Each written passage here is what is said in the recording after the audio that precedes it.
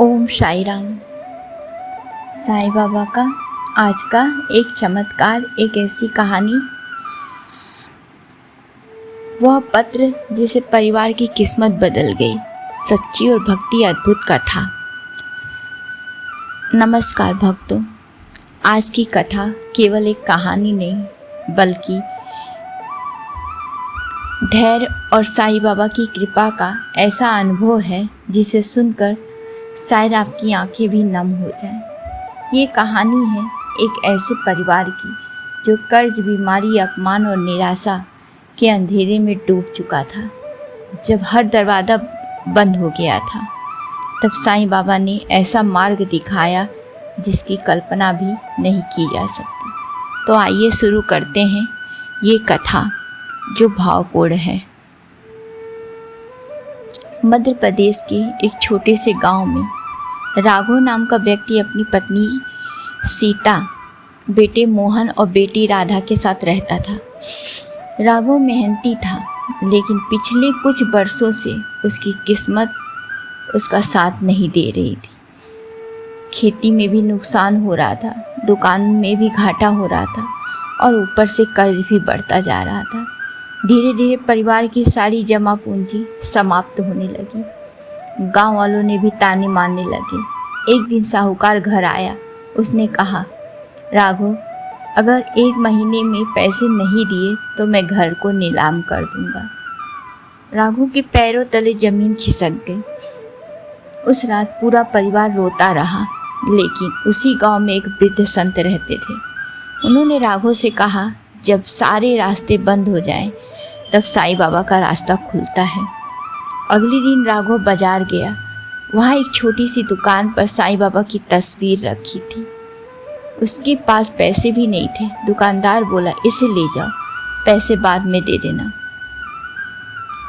राघव तस्वीर लेकर घर आया। उसने एक छोटा सा दीपक जलाया तस्वीर के सामने और पहली बार दिल से प्रार्थना की, बाबा, मुझे धन नहीं चाहिए, बस मेरा परिवार बचा लीजिए। उस दिन से पूरे परिवार ने रोज आरती शुरू कर दी। 7 दिन बीत गए, कोई चमत्कार नहीं हुआ। राघव निराश होने लगा। लेकिन 8वें दिन एक अजीब घटना हुई। सुबह घर के बाहर एक सफ़ेद कुत्ता बैठा था। वो सीधे साईं बाबा की तस्वीर की ओर देख रहा था।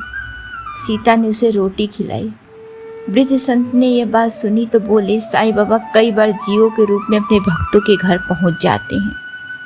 परिवार का विश्वास और मजबूत हो गया।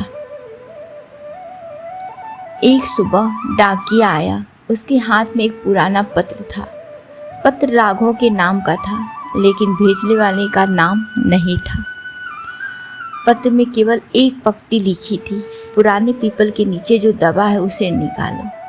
राघव हैरान हो गया। गांव के बाहर सचमुच में एक बहुत पुराना पीपल का पेड़ था। रात को वो वहां गया। उसने मिट्टी खोदी। कुछ देर बाद वहां लोहे का संदूक मिला। संदूक में पुराने दस्तावेज थे। पता चला कि उसके दादा की एक जमीन का हिस्सा कभी उसके नाम हुआ ही नहीं था। कानूनी प्रक्रिया के बाद वह जमीन वापस मिल सकती थी। राघव की आंखों में आंसू आ गए। उसे लगा जैसे साईं बाबा ने रास्ता दिखा दिया। लेकिन कहानी यही ख़त्म नहीं हुई। ज़मीन वापस पाने के लिए मुकदमा लड़ना था। विरोधी लोग शक्तिशाली थे। उन्होंने राघव को डराने की बड़ी कोशिश की। कई बार उससे हार मानने का मन हुआ, लेकिन हर बार साईं बाबा की आरती सुन उसे नई शक्ति मिल जाती। इस बीच राधा गंभीर रूप से बीमार पड़ गई। डॉक्टरों ने महंगा इलाज बताया। राघव फिर टूट गया।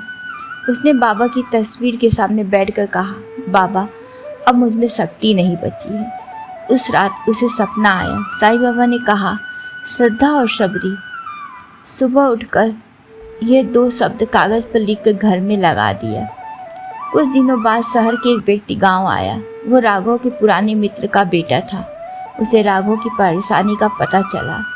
उसने राधा का इलाज पूरी व्यवस्था कर दी।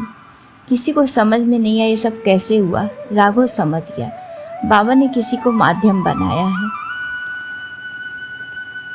महीनों की सुनवाई के बाद अदालत का फैसला आ गया। जमीन राघव के पक्ष में गई। उसकी लाखों की कीमत थी। साहूकार का कर्ज उतर गया, घर भी बच गया, परिवार में फिर से खुशहाली आने लगी। लेकिन असली चमत्कार धन नहीं था, असली चमत्कार था राघव का मन बदल जाना। अब वो हर ज़रूरतमंद की सहायता करने लगा।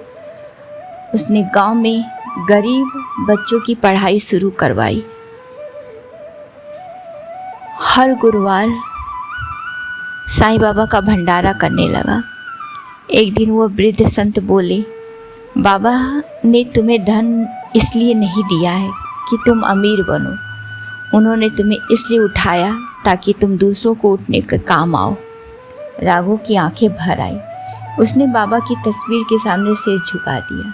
भक्तों, इस कथा से यही सीख मिलती है कि जीवन में कितनी भी बड़ी कठिनाई क्यों ना आए, यदि श्रद्धा और सब्र बने रहे तो ईश्वर कोई ना कोई मार्ग अवश्य खोल देते हैं। साईं बाबा कहते हैं, मैं अपने भक्तों को कभी अकेला नहीं छोड़ता। जो व्यक्ति सच्चे मन से भक्ति करता है उसके जीवन में देर हो सकती है लेकिन अंधेर नहीं, और अंधेरा स्थायी नहीं रहता।